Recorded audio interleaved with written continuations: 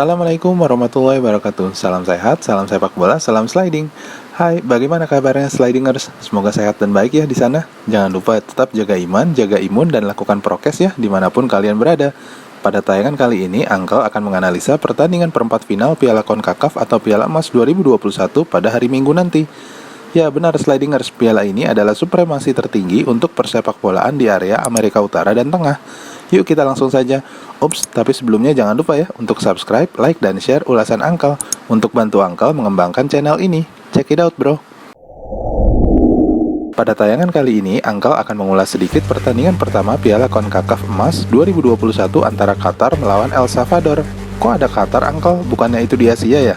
Benar slidingers, Qatar memang di Asia, tapi kerjasama yang sudah terjalin baik sebelumnya antara induk organisasi sepak bola tertinggi Asia atau AFC dengan organisasi sepak bola tertinggi di Amerika Utara dan Tengah, CONCACAF, menghasilkan kesepakatan bahwa pemenang Piala Asia akan diundang mengikuti Piala Wilayah CONCACAF.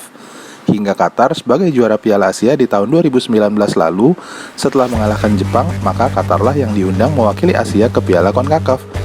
Ini adalah tantangan sekaligus pengalaman yang luar biasa ya bagi Qatar sebagai tamu untuk memberikan pengalaman bagi Qatar yang akan menjadi tuan rumah Piala Dunia akhir tahun depan ya, tahun 2022 nanti.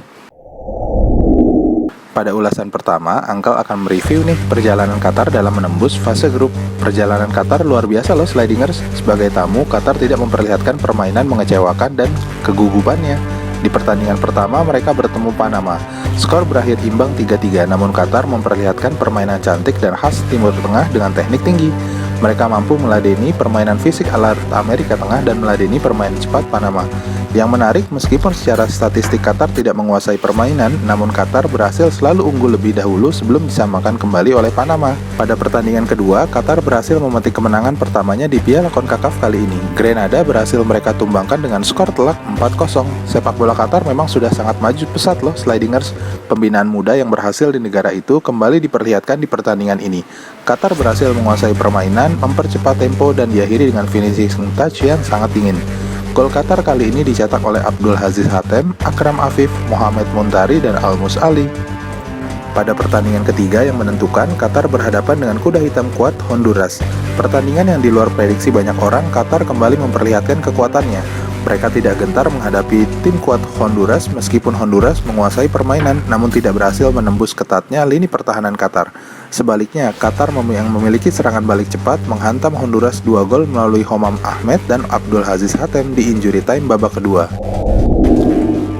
Sedangkan perjalanan El Salvador menembus babak perempat final kali ini, setelah El Salvador berhasil menumbangkan Guatemala 2-0, El Salvador sempat kesulitan di awal pertandingan, namun di akhir babak kedua, Guatemala yang lengah membuat El Salvador mampu mencetak gol melalui kaki Alex Roldan dan Joaquin Rivas.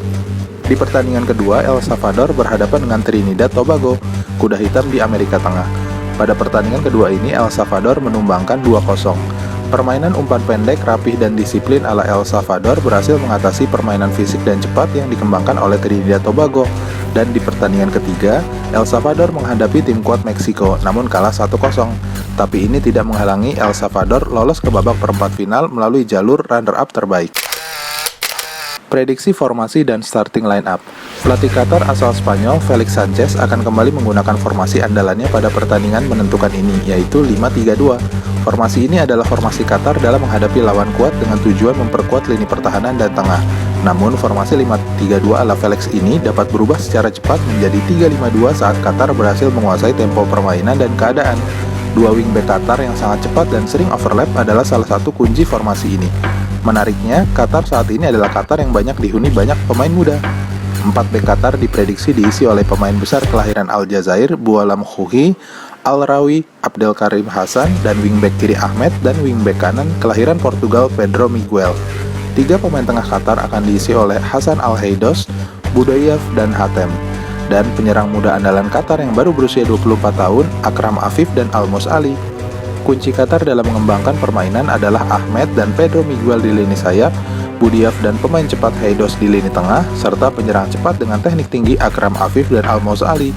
Kedua penyerang Qatar memiliki kecepatan dan teknik baik serta keberanian menahan bola, serta menghadapi bek lawan 1 lawan 1. Khusus Almus Ali memiliki finishing touch yang sangat baik ya. Sedangkan pelatih El Salvador, Carlos de los Cobos, diprediksi menggunakan formasi 4-4-2. Selama ini, kekuatan El Salvador adalah permainan rapi dan cepat melalui tengah serta kombinasi umpan direct ke lini depan. 4 bek El Salvador diprediksi akan diisi oleh Eric Zavaleta, Ronald Gomez, Brian Tamakas, dan Alexander Larin. 4 pemain tengah akan diisi oleh Darwin Seren dan Orellana. Sayap kiri cepat Jairo Henriquez dan sayap kanan Joshua Perez. 2 penyerang akan diisi oleh pemain andalan El Salvador, Marvin Monterosa dan Joaquin Rivas. Catatan angkel, pertandingan perempat final ini diprediksi akan berlangsung seru. 2 lini tengah akan terjadi kali ini. Yang menarik, kedua tim menampilkan permainan yang berbeda gaya. El Salvador melalui permainan disiplin dan umpan-umpan pendek akan kembali coba ditampilkan. Kombinasi 1-2 ke lini depan dan diakhiri tendangan jarak jauh juga oleh Monterosa dan Rivas akan diandalkan kembali oleh El Salvador. Sedangkan Qatar akan menampilkan permainan cepat melalui sayap, serta crossing, umpan silang akan diperagakan. 2 wingback yang sering overlap yaitu Pedro Miguel dan Ahmed akan kembali diandalkan untuk merusak pertahanan El Salvador. 2 penyerang Qatar memiliki kombinasi yang baik.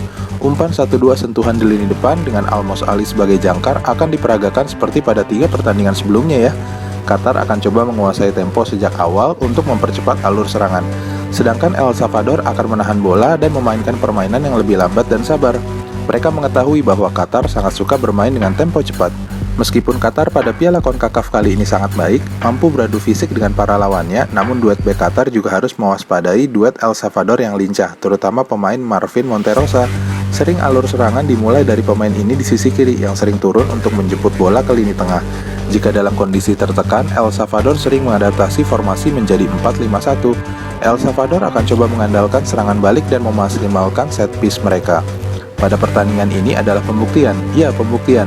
Bagi Qatar, jika lolos berarti mereka memang sudah memiliki kesiapan mental termasuk menghadapi turnamen besar. Sebagai tuan rumah Piala Dunia tahun depan adalah ajang pembuktian bagi mereka. Sedangkan bagi El Salvador, kemenangan ini akan menaikkan pamor dan reputasi mereka menjadi kuda hitam. Setelah selama ini hanya di bawah-bawah, bayang-bayang tim lain seperti Jamaika, Panama, dan Honduras. Prediksi angkel, gaya permainan yang berbeda akan menampilkan permainan yang menarik pada pertandingan kali ini. Tempo sedang di awal babak pertama dan diprediksi akan meningkat di babak kedua, akan bermain dengan tempo cepat, apalagi jika ada kesebelasan yang unggul di babak pertama. Qatar sedikit di atas El Salvador secara teknik dan kecepatan, namun dari sisi disiplin dan organisasi El Salvador sedikit lebih baik. Motivasi Qatar dan mental yang lebih siap membuat Qatar akan melaju ke semifinal dan membuat rekor pertama kali ya mewakili Asia melaju di turnamen CONCACAF. Ya, Qatar menang melawan El Salvador.